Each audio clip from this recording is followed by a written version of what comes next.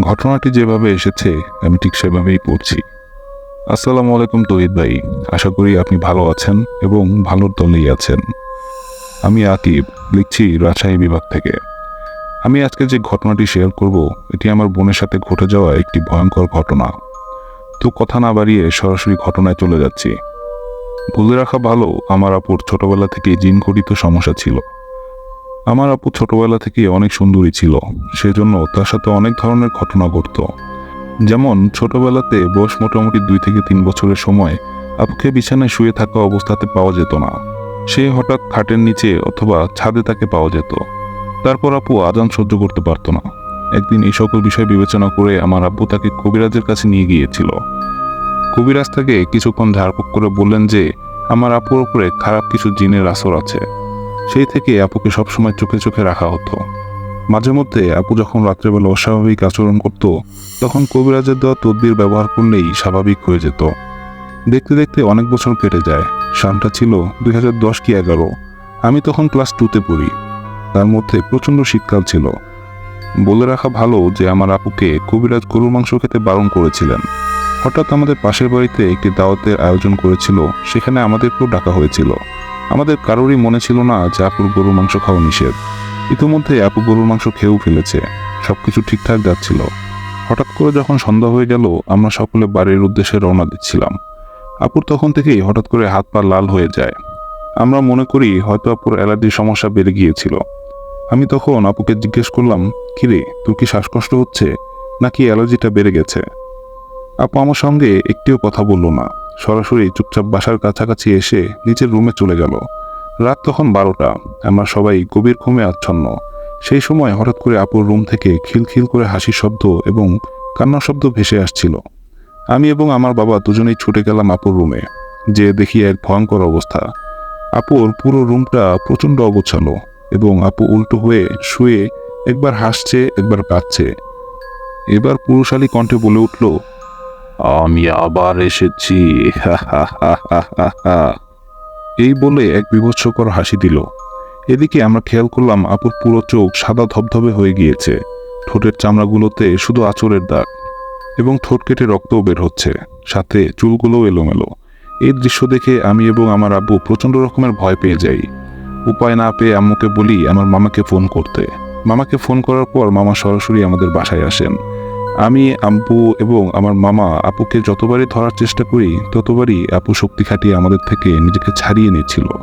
অনেক ধস্তাধস্তির পর আপুর হাত পা বেঁধে ফেলি। সেই রাতে আমরা আপুর হাত পা বেঁধে দ্রুত আপুকে সিএনজিতে করে রওনা দিলাম কবিরাজের বাড়ির উদ্দেশ্যে। সিএনজির মধ্যেও আপু ভয়ঙ্করভাবে চিৎকার করছিল, কিন্তু কি ভাষায় চিল্লিয়ে কথা বলছিল এটা আমরা কেউই বুঝতে পারিনি। যাওয়ার সময় মনে হচ্ছিল আমাদের সিএনজির উপরে কোনো ভারী প্রাণী লাফ দিয়ে এসে পড়ল। আমরা সকলেই ভয়ে আল্লাহ বলে চিৎকার করে উঠলাম। এদিকে সিএনজি চালক বলতে লাগলো, আমার সিএনজি সামনের দিকে এগুচ্ছে না, মনে হচ্ছে কেউ টেনে সেটিকে পাশের খালের দিকে নিয়ে যাচ্ছে। আমরা সকলে তখন আয়াতুল কুরসি পড়তে লাগলাম। ভয়ে যেন গলা দিয়ে কোনো আওয়াজ বের হচ্ছিল না।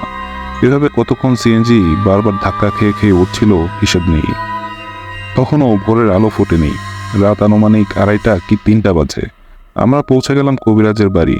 কবিরাজের দরজা নক করার আগেই তিনি দরজাটি খুলে ভেতরে আসতে বললেন এবং ইশারাতে বললেন আপুকে সামনের দিকে নিয়ে আসতে। কবিরাজের একজন ছাত্রকে বললেন এক পাতিল পানি নিয়ে আসতে।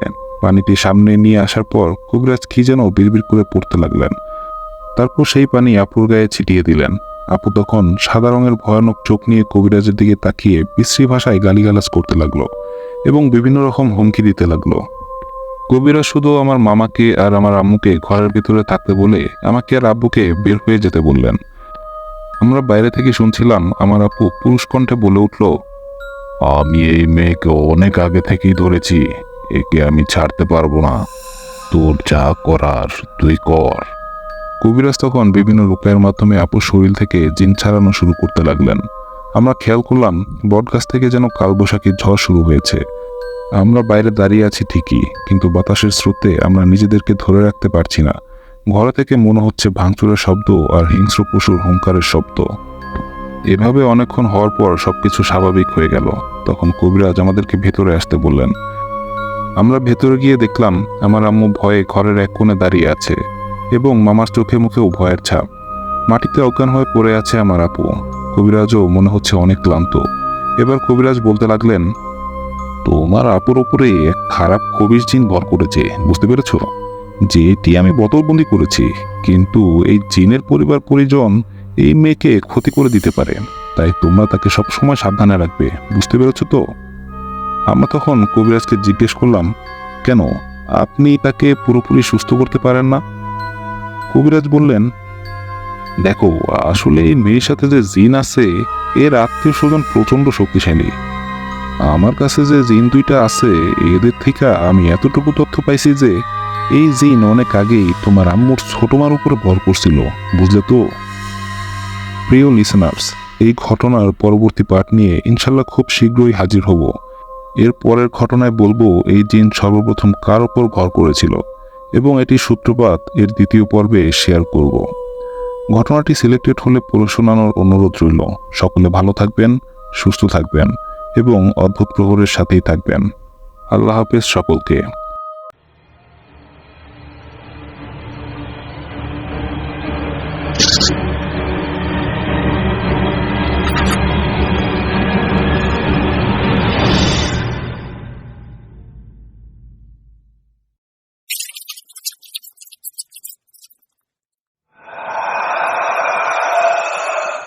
অত্যন্ত ভয়ঙ্কর, অত্যন্ত ডার্ক একটি ঘটনা ছিল আকিব ভাই।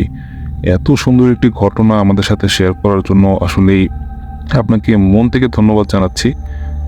আর এত সুন্দর করে গুছিয়ে লেখাটাও কিন্তু একটা পারদর্শিতার কাজ। আর আমরা সকলেই আপনার এই পরবর্তী খণ্ডের জন্য অপেক্ষায় থাকবো। আমরা আশা করছি খুব দ্রুত আপনি আপনার পরবর্তী ঘটনাটিও আমাদের সাথে শেয়ার করে দিবেন। আর লিসেনারদের উদ্দেশ্যে বলতে চাই, ঘটনাটি মানে আজকের এই ঘটনাটি আপনাদের কাছে কেমন লেগেছে সেটি কিন্তু চাইলে আপনারা আমাদেরকে কমেন্ট করে জানাতে পারেন। আর যারা আপনারা আজ আমার এই চ্যানেলটি নতুন শুনছেন তারা কিন্তু চাইলে আমার এই চ্যানেলটি সাবস্ক্রাইব করে বেল বাটনটি প্রেস করে দিতে পারেন, যাতে করে পরবর্তী কোনো এপিসোড আপনাদের মিস না হয়ে যায়। আর আপনারাও যারা চাইছেন আকিব ভাইয়ের মতো আমাদের এই অদ্ভুত প্রহরে ঘটনা পাঠাতে, তাদের জন্য কিন্তু দুটি ওয়ে রয়েছে, একটি হচ্ছে ইমেইল আর একটি হচ্ছে হোয়াটসঅ্যাপ। ইমেল অ্যাড্রেসটি হচ্ছে odbhutprohor@gmail.com, odbhutprohor@gmail.com, আর হোয়াটসঅ্যাপ নাম্বারটি হচ্ছে 01603495441। এই দুটি ওয়েতেই চাইলে কিন্তু আপনারা আপনাদের সাথে ঘটে যাওয়া যে কোনো ধরনের হরর স্টোরি আমাদের কাছে পাঠাতে পারেন। দেখা হবে পরবর্তী আরও একটি এপিসোডে। সে পর্যন্ত সকলেই ভালো থাকবেন, সুস্থ থাকবেন। আসসালামু আলাইকুম।